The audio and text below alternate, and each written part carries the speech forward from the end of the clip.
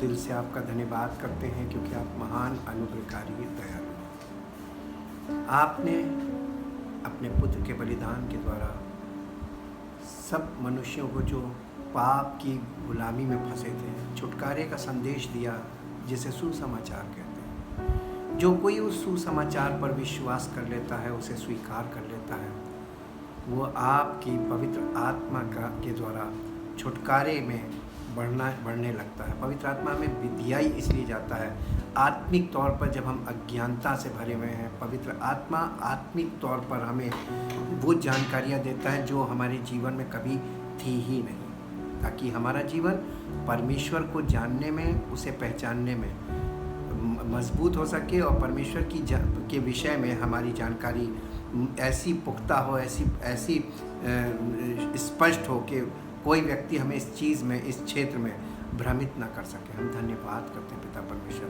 आपके पवित्र वचनों के लिए, जहाँ से पवित्र आत्मा, ये वो स्रोत है जहाँ से पवित्र आत्मा हमें सब सत्य दिखाता भी है, बताता भी है, सिखाता भी है, ताकि हमारा जीवन आपकी महिमा से परिपूर्ण हो और पवित्र आत्मा के फलों से लदा हुआ जीवन हो, ताकि आपकी महिमा हमारे जीवन से प्रकट हो। इन सब बातों के लिए आपको धन्य कहते हैं। धन्यवाद के साथ इस प्रार्थना को आपके इकलौते पुत्र यीशु मसीह के नाम से मांगते हैं, आमीन। सबको जय मसीह की। परमेश्वर का धन्यवाद करते हैं क्योंकि परमेश्वर अद्भुत और अनुग्रहकारी है, सामर्थ के काम करने वाला है और ऐसे काम करता है जो मनुष्य ने कभी उनकी सोच में ना आए हो। प्रभु, हम आपका धन्यवाद करते हैं। सबसे पहली बात है, अज्ञानता का अर्थ क्या है। आज मैं इस सवाल के साथ आपके बीच में आया हूँ, अज्ञानता का क्या अर्थ है, पहला सवाल। दूसरा सवाल, अज्ञानता का कारण क्या है, और तीसरा सवाल, अज्ञानता से कैसे बचा जा सकता है या निकला जा सकता है। ये 3 सवाल अज्ञानता के विषय में हमारे जीवन के लिए अत्यंत आवश्यक हैं, क्योंकि शिक्षित होना और अशिक्षित होना, इसका अज्ञानता से कोई लेना देना या तात्पर्य नहीं है। अशिक्षित लोग भी जानकार होते हैं और शिक्षित लोग भी अज्ञानता में पाए जाते हैं। मैंने अपने जीवन में अनुभव से ये जाना और समझा है। इसलिए परमेश्वर के वचन के द्वारा हमें जो जानकारी मिलती है वो बिल्कुल अलग होती है और उस वैसी जानकारी हमको कहीं और मिल ही नहीं सकती। तो अज्ञानता से तात्पर्य शिक्षा से नहीं है, क्योंकि शिक्षा नहीं होती है तो भी शिक्षा नहीं होती है तो भी अशिक्षित व्यक्ति भी अज्ञानता में के शिकार होता है और शिक्षित लोगों में भी अज्ञानता पाई जाती है। अज्ञानता से तात्पर्य सही और उचित जानकारी का अभाव होना है। किसी व्यक्ति किसी बात की स्पष्ट जानकारी का ना होना अज्ञानता का कारण है। व्यक्ति अपने जीवन में गलत निर्णय ले सकता है अज्ञानता के कारण, समस्याओं में फंस जाता है अज्ञानता के कारण, और समस्याओं में घिर जाने व फंस जाने के बाद वो व्यक्ति बहुत लोगों से सलाह लेने लगता है और इस बात से अनजान होकर कि जिससे हम सलाह ले रहे हैं वो कितना सही जानकारी रखता है उस विषय में, जिस विषय में वो उससे सलाह ले रहा है। और समस्या तब और घातक रूप ले लेती है जब वो व्यक्ति उस सलाह के अनुसार चलता या वो करता है जो उससे कहा गया है। पवित्र आत्मा का वरदान इस विषय में हमें जागरूक करने का कार्य करता है तथा हमें समझ प्रदान करने का कार्य करता है। मूर्ख होना एक अलग बात है, लेकिन अज्ञान होना अलग बात है। Ignorance means lack of awareness. अज्ञानता का अर्थ जागरूकता की कमी का होना है। परमेश्वर के वचनों को सुनते रहने से हम जागरूक होते जाते हैं। जागरूकता का मतलब रिन्यूअल ऑफ माइंड, अर्थात मन का नया होना या अपडेट या जानकारी में समय के साथ अपडेट हो जाना है। सबसे पहले विज्ञान का तर्क था कि पृथ्वी चपटी है, फिर विज्ञान अपडेट हुआ तो पता चला कि पृथ्वी गोल है। समय के साथ जानकारी भी बदलती जाती है। हमें इस बात में जागरूक होने की आवश्यकता है कि हमें वर्तमान समय के अनुसार उस जानकारी में संशोधन करते रहना चाहिए। मैं परमेश्वर के वचन से सबोपदेशक की पुस्तक उसके 11 अध्याय के 5 पद में आपके साथ चलूँगा, ताकि आप देखें कि परमेश्वर का वचन हमें इस विषय में क्या बताता है। 11 अध्याय, सबोपदेशक की पुस्तक के 11 अध्याय का 5 पद, और यहाँ इस प्रकार से लिखा हुआ है, जैसे तू वायु के चलने का मार्ग नहीं जानता और किस रीति से गर्भवती के पेट में हड्डियाँ बढ़ती हैं, वैसे ही तू परमेश्वर का काम नहीं जानता जो सब कुछ करता है। बिल्कुल सही लिखा हुआ है। परमेश्वर के काम करने के ढंग को कोई नहीं जानता। हवा चलती, किसी को नहीं पता हवा किधर से आ रही किधर जा रही। ठीक इसी प्रकार से परमेश्वर के कार्य को कोई नहीं समझ सकता है। इसीलिए मनुष्य इस क्षेत्र में अज्ञानता की हरकतें करता है, अज्ञानी लोगों से सलाह लेता है और अज्ञानता की बातों को में फंसकर अपने जीवन को और घातक समस्याओं में फंसा लेता है। इसी पद को हम इंग्लिश एम्प्लीफाइड वर्जन में पढ़ेंगे। The book of Ecclesiastes chapter 11 verse 5। यहाँ पर लिखा है, as you know not what is the way of the wind, यानी जैसे तू वायु के मार्ग को नहीं जानता, और how the spirit comes to the bones in the womb of a pregnant woman, even you so you know not the women, even so you know not the work of God who does all, यानी जो परमेश्वर के काम को तू नहीं समझ सकता जो सब कुछ कर सकता है। परमेश्वर सब कुछ कर सकता है। जी हाँ, आपने सही सुना, परमेश्वर सब कुछ कर सकता है। परमेश्वर के कार्य करने को आप जब तक पवित्र आत्मा नहीं, आप परमेश्वर के कार्य को समझ भी नहीं सकते, और जब तक पवित्र आत्मा आपकी आत्मिक आंखों को ना खोले आप परमेश्वर के कार्यों को देख भी नहीं सकते। हम परमेश्वर के वचन में होशे नबी की पुस्तक में चलेंगे, 4 अध्याय का 6 पद। यहाँ इस प्रकार से लिखा हुआ है, होशे नबी की पुस्तक 4 अध्याय उसका 6 पद, और यहाँ पर लिखा हुआ है 4 अध्याय के 6 पद में, मेरे ज्ञान के ना होने से मेरी प्रजा नष्ट हो गई, तूने मेरे ज्ञान को तुच्छ जाना है, इसलिए मैं तुझे अपना याजक रहने के अयोग्य ठहराऊंगा, इसलिए कि तूने अपने परमेश्वर की व्यवस्था को तज दिया है। मैं भी तेरे बाल बच्चों को छोड़ दूंगा, जैसे वे बढ़ते गए वैसे ही वे मेरे विरुद्ध पाप करते गए। मैं उनके वैभव के बदले उनका अनादर करूंगा। वे मेरी प्रजा के पाप बलियों को खाते हैं और प्रजा के पापी होने की लालसा करते हैं, इसलिए जो प्रजा की दशा होगी वही याजक की भी होगी। मैं उनके चाल चलन का दंड दूंगा और उनके कामों के अनुकूल उन्हें बदला दूंगा।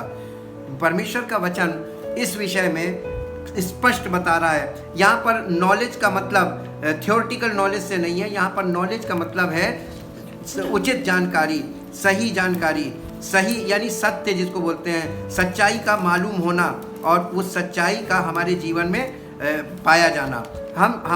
हमारी लाइफ में बिना जानकारी के एक कदम आगे नहीं बढ़ सकती।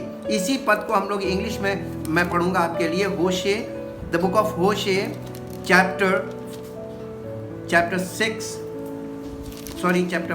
Verse 6, chapter 4 verse 6। यहाँ पर लिखा हुआ है, my people are destroyed for lack of knowledge, because you the priestly nation have rejected knowledge. I will also reject you, that you shall be no priest to me. Seeing you have forgotten the law of your God, I will also forget your children. The more they increased and multiplied in prosperity and power, the more they sinned against me. I will change their glory into shame. They feed on the sin of my people and set their heart on their iniquity. And it shall be, like people, like priests, I will punish them for their ways and repay them for their doings. परमेश्वर स्पष्ट रूप से बता रहा है, लोगों का नाश होने का कारण सच्चाई का सही तरीके से मालूम ना होना या इग्नोरेंस है, अज्ञानता है। अज्ञानता का मतलब होता है कि वो अंधकार जो हमारे माइंड पर है कि हम किसी विषय में स्पष्ट रूप से जानते ही नहीं, जबकि हमको जानना चाहिए और हम नहीं जानते। इफिसियों की पत्री में नए नियम में आएंगे। इफिसियों की पत्री उसके 4 अध्याय में आएंगे। इफिसियों 4 अध्याय का हम 18 पद देखेंगे। इफिशियंस चैप्टर 4 वर्स 18, क्योंकि उनकी बुद्धि अंधेरी हो गई और उस अज्ञानता के कारण जो उनमें है और उनके मन की कठोरता के कारण वे परमेश्वर के जीवन से अलग किए हुए हैं। कौन, किसके विषय में बात की जा रही है, इसको हम 17th वर्ड पढ़ेंगे। इसलिए मैं ये कहता हूँ कि प्रभु में आग्रह करता हूँ कि जैसे अन्य जातीय लोग अपने मन की अनर्थ रीति पर चलते हैं, तुम अब से फिर ऐसे ना चलना। यानी हमको मना किया जा रहा है कि कैसे नहीं चलना है, और हमको ये बताया जा रहा है कि क्यों नहीं चलना है जैसे हम लोग चलते हैं। इसको ये एम्प्लीफाइड इंग्लिश वर्जन में देखेंगे तो और क्लियर आपको मिलेगा। क्लैरिटी का होना बहुत ज़रूरी है। आपने परमेश्वर के वचन को पढ़ लिया, उससे आपको कुछ हासिल नहीं होगा अगर आपने उसको अंडरस्टैंड नहीं किया और अपने जीवन में उसको अप्लाई नहीं किया। आपको कोई लाभ नहीं मिलेगा, क्योंकि पढ़ने का कोई लाभ लिखा ही नहीं है। लिखा है उसके अनुसार जीवन व्यतीत करने से आपको लाभ मिलेगा। इसलिए समझदारी बहुत ज़रूरी है। अंडरस्टैंडिंग इज़ मस्ट, और अवेयरनेस से हमें अंडरस्टैंडिंग मिलती है। जब जितना हम अवेयर होते हैं उतनी अंडरस्टैंडिंग होती है। The book of Ephesians chapter 4 verse 17 in English amplified version. So this I say and solemnly testify in the name of the Lord as in his presence, that you must no longer live as the heathen, the Gentiles do in their perverseness, in the folly, vanity and emptiness of their souls and the futility of their minds. 18th verse, their moral understanding is darkened and their reasoning is beclouded. They are alienated, estranged, self-banished from the life of God with no share in it. This is because of the ignorance, the want of knowledge and perception, the willful blindness that is deep-seated in them due to their hardness of heart, to the insensitive of their moral nature. यानी हमारे स्वभाव में जब संवेदना खत्म हो जाती है, सेंसिटिविटी खत्म हो जाती है, हमें सही गलत का अंतर महसूस नहीं हो पाता, हम किसी भी बात को अंडरस्टैंड नहीं कर पाते। इसका मेन कारण है हार्डनेस ऑफ हार्ट। हमारा हृदय कठोर हो गया है, हमको गलत और सही का अंतर नहीं मालूम चल रहा है। इसलिए हमारे अंदर जो वार्निंग बेल बजनी चाहिए वो नहीं बज रही है, बिकॉज ऑफ इग्नोरेंस। यही है अज्ञानता का कारण। Hardness of heart is the reason of ignorance. Acts chapter 17 verse 30। प्रेरितों काम के 17 अध्याय का 30 पद पढ़ेंगे। यहाँ पर स्पष्ट रूप से परमेश्वर पवित्र आत्मा के द्वारा हमसे कुछ कह रहा है। 17 अध्याय के 30 पद में, 17 अध्याय 30 पद, और यहाँ इस प्रकार से लिखा हुआ है, इसलिए परमेश्वर ने अज्ञानता के समयों पर ध्यान नहीं दिया, पर अब हर जगह सब मनुष्यों को मन फिराने की आज्ञा देता है, क्योंकि उसने एक दिन ठहराया है जिसमें वो उस मनुष्य के द्वारा धर्म से जगत का न्याय करेगा जिसे उसने ठहराया है, और उसे मरे हुओं में से जिलाकर ये बात सब पर प्रमाणित की है। इसलिए परमेश्वर अज्ञानता के समयों में, जब हम अज्ञानता का समय था, आज अज्ञानता का समय नहीं है। आज का युग जानकारी से भरा युग है। आज आप एक क्लिक पर गूगल पे सब प्रकार की जानकारी चारों तरफ है, लेकिन लोगों को यानी सही जानकारी की आवश्यकता नहीं है। लोगों को शॉर्टकट्स चाहिए, और इसीलिए लोग शॉर्टकट्स को ढूंढ रहे हैं, ऑप्शंस को ढूंढ रहे हैं, और ट्रुथ को नहीं ढूंढ रहे, और ट्रुथ पे किसी का मन नहीं लग रहा, बल्कि लोग ये ऐसे रास्ते ढूंढ रहे हैं जहाँ से उनको शॉर्टकट मिल जाए और उनका काम जल्दी हो जाए। और ऐसा कोई रास्ता परमेश्वर ने नहीं बनाया जिसमें शॉर्टकट के द्वारा हम काम करें। परमेश्वर के सब रास्ते स्टार्टिंग टू एंड करने वाले हैं, जन्म से शुरुआत होती है। इसीलिए स्पिरिचुअल लाइफ के लिए भी उसने स्पिरिचुअल बर्थ का मैटर रखा हुआ है। नीति वचन की पुस्तक 19 अध्याय का 2 पद देखेंगे। नीति वचन की पुस्तक 19 अध्याय और उसका 2 पद यहाँ इस प्रकार से लिखा हुआ है। चैप्टर 19 वर्स 2 यहाँ पर लिखा है, मनुष्य का ज्ञान रहित रहना अच्छा नहीं, और जो उतावली से दौड़ता है वो चूक जाता है। इसको इंग्लिश एम्प्लीफाइड में पढ़ेंगे तो और क्लैरिटी मिलती है, और वहाँ पर इस प्रकार से लिखा है इंग्लिश में, चैप्टर 19 वर्स 2, और यहाँ पर लिखा हुआ है इंग्लिश एम्प्लीफाइड वर्जन में,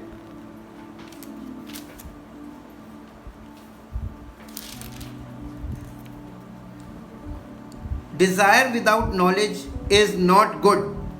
Anything we desire without knowledge is not good, and to be over hasty is to sin and miss the mark. यानी ज़रूरत से ज़्यादा जल्दबाजी करना, उतावली से चलना, ये इसी में हमसे चूक हो जाती है और किसी बात की इच्छा करना बिना उसको जाने सोचे समझे, ये जानकारी के बिना, ये अच्छा नहीं है। हम लोग बहुत सी चीज़ों को बिना जानकारी के हमारे अंदर लालसा आ जाती है कि हमें ये चीज़ चाहिए, हमें ये चाहिए ही चाहिए, और हम उस चीज़ के पीछे भागते हैं। उसके बारे में हम जानकारी रखते नहीं और जानकारी प्राप्त भी नहीं करते। पहला कुरिन्थियों उसका 15 अध्याय और उसका 34 पद हम पढ़ेंगे, ताकि यहाँ पर क्या लिखा है हमें देखना है, बल्कि 33 पद से पढ़ेंगे। धोखा न खाना, बुरी संगति अच्छे चरित्र को बिगाड़ देती है। 34 पद में लिखा है, धर्म के लिए जाग उठो और पाप ना करो, क्योंकि कुछ ऐसे हैं जो परमेश्वर को नहीं जानते, यानी अज्ञानता में लोग हैं जो परमेश्वर को नहीं जानते। मैं तुम्हें लज्जित करने के लिए ये कहता हूँ।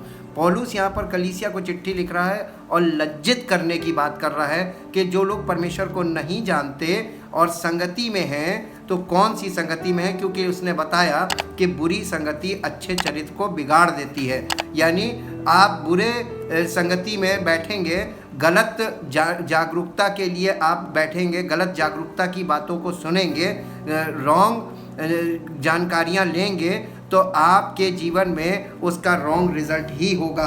कहने का तात्पर्य ये है, पहला पत्रस 2 अध्याय का 15 पद इस प्रकार से कहता है।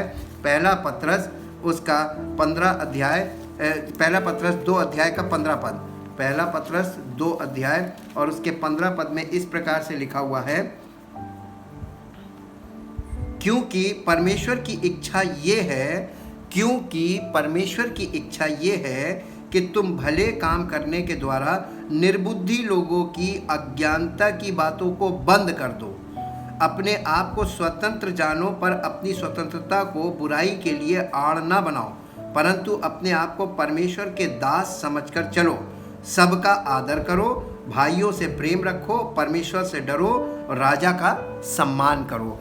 यानी सब बातों में हमको अज्ञानता से निकलने की ज़रूरत है। हम सब बातों में अज्ञानता की ओर बढ़े हुए हैं। हमारे अंदर इतनी अज्ञानता है। अज्ञानता का मतलब होता है सही जानकारी का ना होना। हम आत्मिक विषय में, सब बातों में, आत्मिक विषय के सारी बातों में हम अज्ञानता में हैं और हमें ये नहीं मालूम है कि किस बात का क्या अर्थ होना चाहिए और किस बात का हम क्या अर्थ लेकर बैठे हुए हैं। और इसीलिए लोग आज अज्ञानता में फंसे हुए हैं और पढ़े लिखे लोग भी अज्ञानताओं में फंसे हुए हैं, क्योंकि एजुकेशन का अवेयरनेस से कोई वैसा वो नहीं है। आप एजुकेटेड हो सकते हैं और अनअवेयर हो सकते हैं, यानी आप अज्ञानी हो सकते हैं शिक्षित होने के बावजूद। ये बात समझनी बहुत ज़रूरी है। कई बार हम शिक्षा को सोचते हैं कि हम जागरूक हैं। शिक्षा को जागरूकता से नहीं जोड़ा जा सकता। अशिक्षित व्यक्ति भी जागरूक होता है और शिक्षित व्यक्ति भी जागरूक नहीं होता है या अज्ञानी होता है। अज्ञानता हमारी जागरूकता से संबंधित विषय है और इसलिए इसको समझने की ज़रूरत है कि हम किस क्षेत्र में अज्ञानी हैं। और आत्मिक क्षेत्र में तो लगभग सभी लोग अज्ञानता में फंसे हुए हैं, क्योंकि उनको ये नहीं पता है कि उनको इस विषय में क्या परमेश्वर चाहता है और वो इस विषय में बिल्कुल अज्ञान है।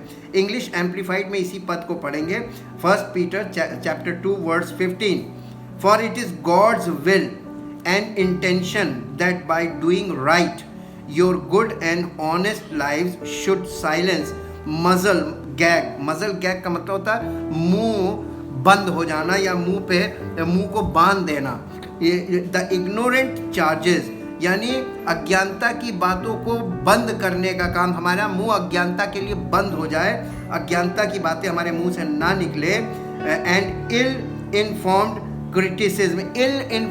क्रिटिसिज्म, यानी जो गलत ढंग से हमको जानकारी दी गई है, गलत जानकारियां हमारे अंदर भर गई हैं और वो हमारे माइंड में है, और बुराई की, यानी किसी के विषय में निंदा की बातें हैं और किसी विषय में, यानी ऐसी जानकारी जिसमें बुराई की बातें हैं और तमाम डूज एंड डोंट्स भरे हुए हैं, वो उनके विषय में हमारी अज्ञानता दूर हो जाए और हम उनके विषय में जागरूक हो जाए।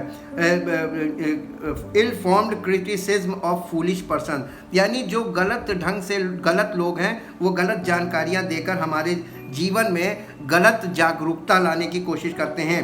16 पद में लिखा, as free people yet without employing your freedom as a pretext for wickedness, but live at all times as servants of God.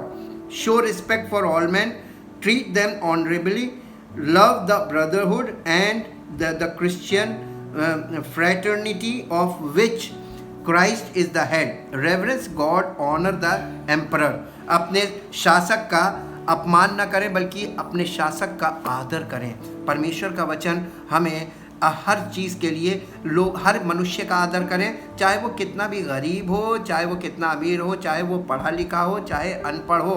हमें मनुष्य का आदर करना सीखना चाहिए। हमारे अंदर मनुष्य के प्रति आदर करने की भावना हमेशा होनी चाहिए। प्रेरितों के काम 4 अध्याय के 13 पद में इस प्रकार से लिखा है।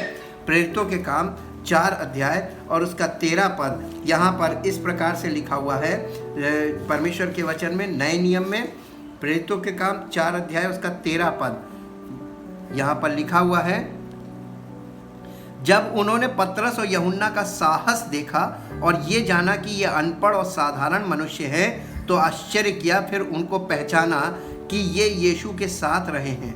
यानी इन लोगों ने एक जन्म के लंगड़ा जो था उसको वो चंगा हो गया, तब उसके विषय में लोग ये सोचने लगे कि ये कैसे हुआ, ये कौन सी कला थी, ये कौन सी शक्ति थी जिसने इसको चंगा किया। उस विषय में लोग परेशान हो रहे थे, जानकारी प्राप्त करना मांग रहे थे कि कैसे हो गया, कैसे ठीक हो गया जन्म का लंगड़ा। और उस विषय में लोगों ने कुछ वहाँ पर ऑब्जर्व किया और कुछ जाना। ये जानकारी जो उनको मिली ये पवित्र आत्मा की सामर्थ्य के द्वारा काम हुआ था, इसलिए ये जानकारी उनके लिए एक आश्चर्यकर्म भी थी और ये जानकारी उनके लिए ऐसी थी कि यीशु मसीह कितना सामर्थ्य काम करता है आत्मिक तौर पर। इसको हम इंग्लिश एम्प्लीफाइड वर्जन में देखेंगे, the book of Acts chapter 4 verse 13। Now when they saw the boldness and unfettered eloquence of Peter and John and perceived that they were unlearned and untrained in the schools, common men with no educational advantages। यानी अनपढ़ लोग थे, लेकिन अनपढ़ के द्वारा भी पवित्र आत्मा अवेयरनेस का काम कर सकता है, क्योंकि अवेयरनेस पवित्र आत्मा का कार्य है, मनुष्य का नहीं। मनुष्य का तो केवल शरीर वो लेता है, काम तो पवित्र आत्मा को करना होता है। दे मार्वल्ड, उन्होंने आश्चर्य किया इन लोगों को देख के, ये अनपढ़ लोग हैं। And they recognize that they had been with Jesus, उनको सिर्फ ये बात मालूम पड़ी कि ये अनपढ़ ज़रूर हैं, लेकिन ये बातें जो ये कर रहे हैं ये क्यों कर रहे हैं, क्योंकि ये यीशु मसीह के साथ रहे हैं। यीशु मसीह के साथ रहना या यीशु मसीह का आत्मा हमारे साथ हो, हमारे अंदर हो, दोनों एक ही बात है। और यीशु मसीह आज हमारे अंदर रहता है, और जब वो हमारे अंदर रहता है तो ऐसी बातें निकलती। उसने कहा था मैं तुम्हें ऐसे बोल और ऐसी बुद्धि दूंगा कि कोई तुम्हारी बात का ना तो खंडन कर पाएगा और ना ही सामना कर पाएगा। पहला पत्रस उसका पहला अध्याय और उसका 14वां पद पढ़ेंगे। पहला पत्रस उसका पहला अध्याय और उसका 14वां पद पढ़ेंगे।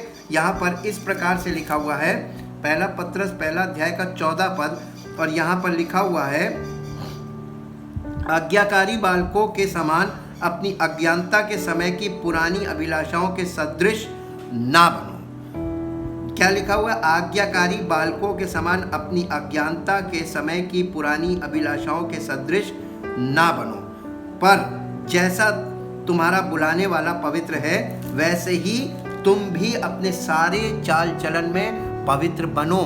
हमको सारे चाल चलन में जब तक हम पवित्र नहीं बन जाते तब तक पवित्र आत्मा का कार्य हमारे जीवन में पूर्ण नहीं होता है।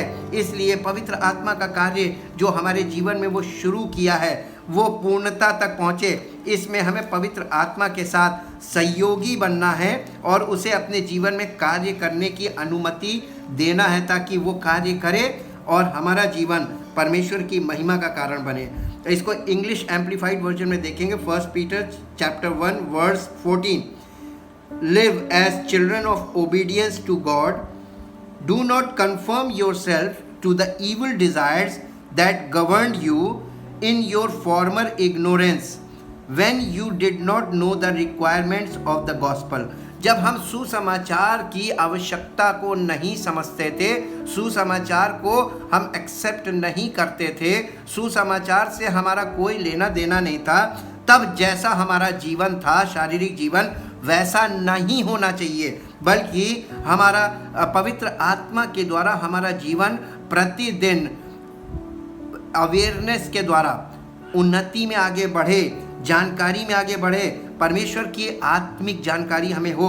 But as the one who called you is holy, you yourself also be holy in all your conduct and manner of living। अपने सारे जीवन में, सारे जीवन के सारे क्षेत्रों में पवित्र बनो। ये मेन काम है, पवित्र आत्मा का कार्य, हमें पवित्र बनाना और आत्मिक तौर पर जागरूक करना, ताकि हम परमेश्वर के स्वभाव से, परमेश्वर की इच्छा से, परमेश्वर की चॉइसेस से, परमेश्वर को क्या पसंद है क्या नहीं पसंद है, इन सब बातों से वाकिफ हों और हमारा जीवन उसकी महिमा से परिपूर्ण हो। और इसके लिए हमें शिक्षा की ज़रूरत नहीं है, बल्कि जागरूकता की ज़रूरत है, जानकारी की, सटीक जानकारी की ज़रूरत है, और परमेश्वर की आत्मा के द्वारा वो जानकारी होनी चाहिए और आत्मिक रूप में वो जानकारी होनी चाहिए, क्योंकि बिना पवित्र आत्मा के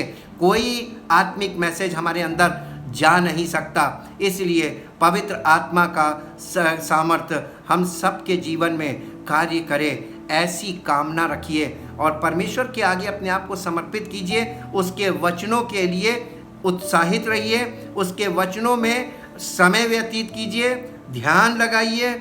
आपका मन परमेश्वर के वचन में जितना ज़्यादा लगेगा, उतनी सामर्थ और उतना पवित्र आत्मा का कार्य आपके जीवन में ज़्यादा होगा। जितना कम लगेगा उतना कम होगा। समय आपका जाएगा ज़्यादा, आपको नुकसान होगा। परमेश्वर को कोई जल्दी नहीं है, लेकिन हमारा जीवन काल बहुत लिमिटेड है, इसलिए जल्दी हमारी ओर से होनी चाहिए कि हम परमेश्वर में जितनी जल्दी उन्नति कर लें, उतना हमारे लिए लाभ का कारण और भलाई का कारण बनता है। इसलिए आइए अपने जीवन को उसके आगे समर्पित करें, उस सटीक जानकारी के लिए जो परमेश्वर की आत्मा के द्वारा केवल हमें मिल सकती है। परमेश्वर आत्मा है और उसकी जानकारी पवित्र आत्मा के द्वारा ही हमें प्राप्त हो सकती है।